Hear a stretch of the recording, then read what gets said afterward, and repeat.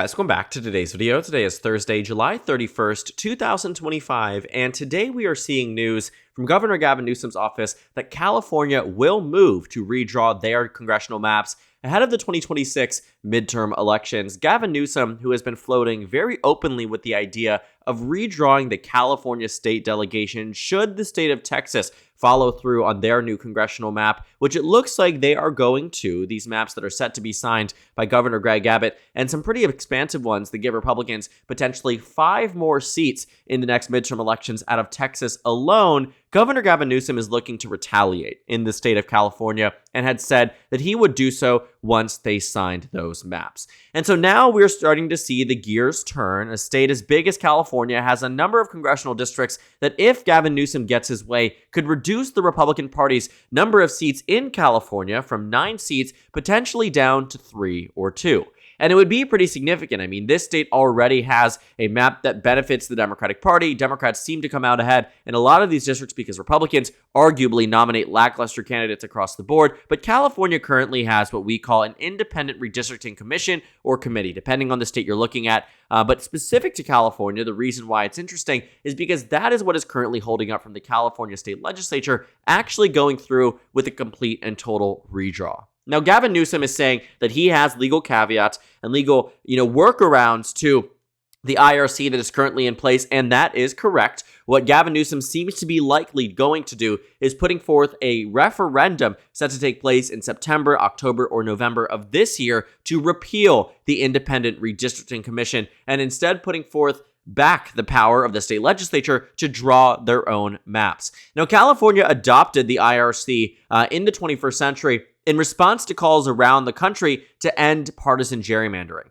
As being the biggest state in the country, California believed they would lead the way. If California was to do it, what's to stop other states to say, okay, let's all play by the rules? But obviously, that's not how politics works. And California was never intending to reduce the number of Republican seats in this state unless the Texas Republicans did too. Now, Republicans are up in arms, but they're the ones who initiated this all-out war in redistricting. And it isn't just Gavin Newsom who's exploring the idea of a newly drawn map. The New York Democrats are looking that ahead of the 2028 elections, they might redraw the map here. And the reason for that is because for any type of constitutional change in the state of New York, you need to actually change the law twice in 2 legislative sessions, which would mean that the next time it could go into place would be 2028, because it would actually need to be approved by the voters. So it would take a little bit. It would be retaliation of sorts, but it wouldn't be immediate. But Governor J.B. Pritzker of Illinois, which already has an extremely gerrymandered map, is saying that everything is on the table. And what that essentially means is that he might find a map that draws 15-2 or even 16-1 in a state where Republicans only have 3 seats across Illinois, Democrats have 14. There's ways to draw this map even more in favor of the Democratic Party. But again, back to that point about Gavin Newsom, that is what this video is primarily about. I think about this and I think this is going to be big. If Newsom moves to redraw, other states are probably going to follow suit. New York will probably follow suit. Illinois will probably follow suit. And so will some other Republican states too. Governor Ron DeSantis of Florida has already said that Republicans in this state are now open to the idea of redrawing their maps as well. Democrats already have about 8 seats in this state. Chances are Republicans could reduce Florida down to maybe 4 seats for the Democrats. So it would be an all-out redistricting battle really across the country. But we don't know, right? This is just where we're at right now. Florida might redraw, Florida might not. But California seems to be the pretty big state that right now is actually floating very heavily with this idea that they will redraw the maps, all in response to the state of Texas. And I think this actually shows that for the first time in a long time, Democrats are actually trying to fight fire with fire and not just saying that they're going to do. Newsom and his office have been very, very public that they would follow suit if Republicans did too, but there was some hesitation in believing that would be truthful by members of the Democratic Party who felt that with the governing majorities Democrats have had before, that they actually feel burned by the political party for not going as hard on the Republicans as necessary. But Newsom seems like he's going to do that. It is teeing up a national fight. The Texas Tribune is right about that. What starts in Texas continues to California, goes to Florida, and might end in New York. Who knows what could happen? But the point is, Texas shot the first shot. California is likely to retaliate, and it will be an all-out blitz. And I will say, depending on who gets to redraw the maps, Republicans might gain 1 or 2 seats on net. Democrats might gain 1 or 2 seats on net. I don't think it's going to have this expansive difference here that means Democrats are going to have a solid and lockdown majority, because after the 2020 election, Republicans actually got to redraw after the 2020 census, 100 more seats than Democrats. Because of the independent redistricting commissions, Democrats were reduced down to less than 150 seats that they had full agency over, and California was not one of those states. And New York actually was a court-ordered redraw of their map. But the point is that in states like California, Democrats gave up responsibility, all in the name of fairness in elections. But Florida and Texas, looking at the actual numbers there, Republicans had the gerrymander. Now, these congressional maps here, though Republicans do have that advantage, the reason why I say I don't expect it to be lopsided so heavily in favor of Republicans and Democrats is because after the 2020 census, Democrats actually decided to draw some of their maps more in favor of their own political party. States like Illinois, they drew in favor in ways that they had not previously. In 2018, Illinois still had 5 Republicans. Democrats had 13, but after they knew that the Republicans were going to be drawing elsewhere, Democrats really locked down that map. Again, though, the reason I think that even if this is an all-out blitz and a national war between Florida and New York and Illinois and California, starting in Texas, is that because Republicans already had this advantage, if it ends up being a net gain for the GOP of 1 or 2, it won't really do much in terms of the 2026 midterms. The big reason why Donald Trump wanted Texas to be redrawn is because he wants an increased chance of winning House control in the 2026 election. This is, a very, very blatant and egregious attempt to subvert the will of the voters in Texas. So Democrats, of course, are going to look at this and say, if you're going to do this in Texas, we need to fight fire with fire, because there's no way to even try to stop gerrymandering if you're just going to unilaterally do it in Florida and Texas and across the board. And so this might actually bring us this national war that the Texas Tribune, calls, or national fight, might bring us closer to a complete and total ban on gerrymandering, especially if it goes to this blitz and Democrats still pull out ahead. Because bringing it to a point where Republicans are only gaining, even if they gained the 5 seats out of Texas, and everyone else said, we're done. Republicans still lose the House majority in 2026. Because the map is not so favorable to the GOP, take away those 5 seats, you shift the national margin by just 5 points, and it will shift by more than 5 points. I can mark you on that. You can mark my word on that. By more than 5 points. Democrats are already at 230, take away 5. Okay, they're down to 225. Still a larger governing the majority than what Democrats had in 2020, than what Republicans had in 2022, than what Republicans have today. This would be the largest House majority, even if you take away the 5 seats since the 2018 midterm elections. And let's say Democrats end up, getting rid of California's map and redrawing it, and you're head-to-head, nothing changes. Democrats end up at 230, Republicans end up at 205.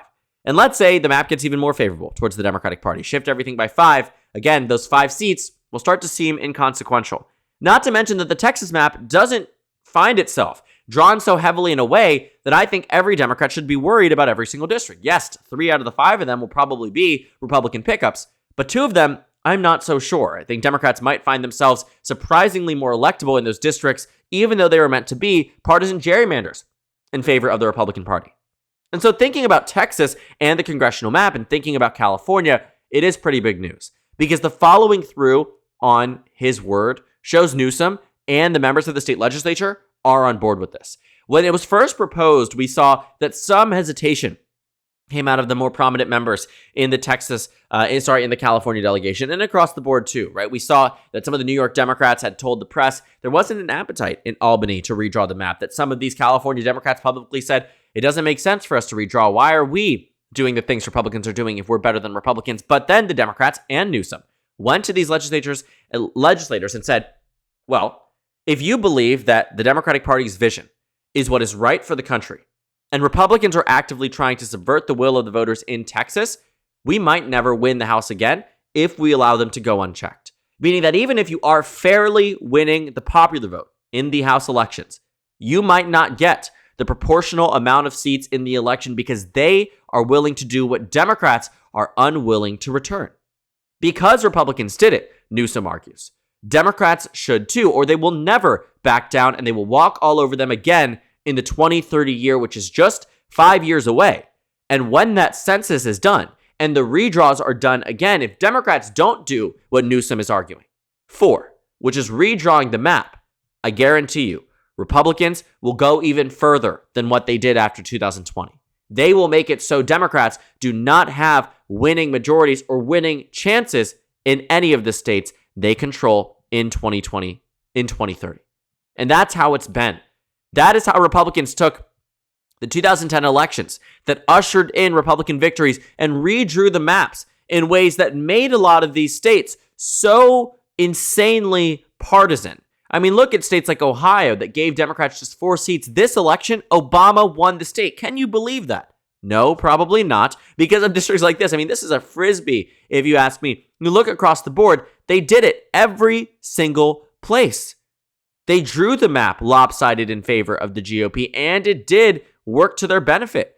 Washington State, I mean, you see this across the board. Democrats and Republicans. Democrats lost the battle in 2010. Republicans took advantage of that. Democrats took 8 years to get back House control. In 2020, Republicans locked in the map. Democrats no longer have the House. 26 they may. 26 they may. But look at some of these districts. Remember Knoxville? Remember how there was a district out here? Not anymore.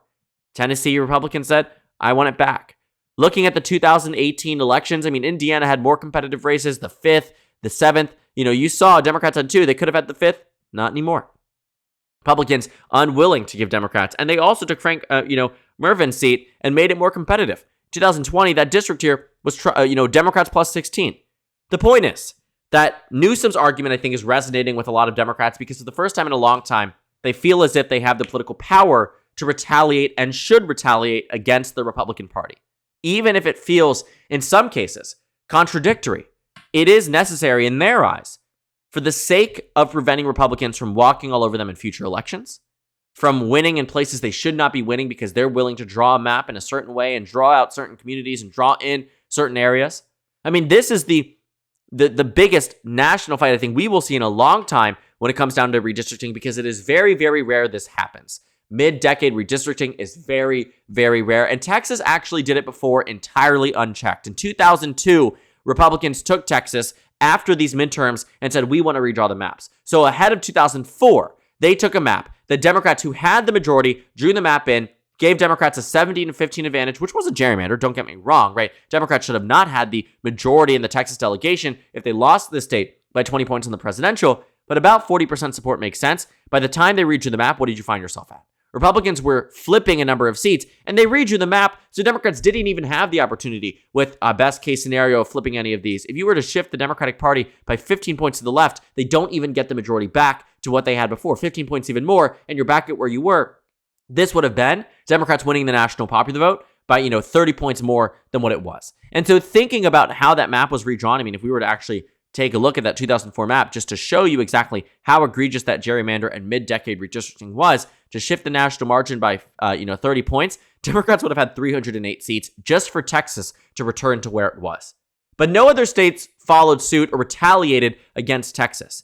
So they learned early on that Texas in specific could do whatever they wanted with their maps and no one would retaliate. Until Newsom came along and said, we will. And now he announces not only were they just saying that they will, they are making the necessary steps to make it happen. And so we'll see. Will California vote against their IRC? Will California usher in new congressional maps with Newsom at the helm? It seems more likely than not that there will be a response to the state of Texas for their mid-decade redistricting. Will New York find a workaround to get it before 26? Probably not. But even if they do target it ahead of 2028, could be good for the Democratic Party.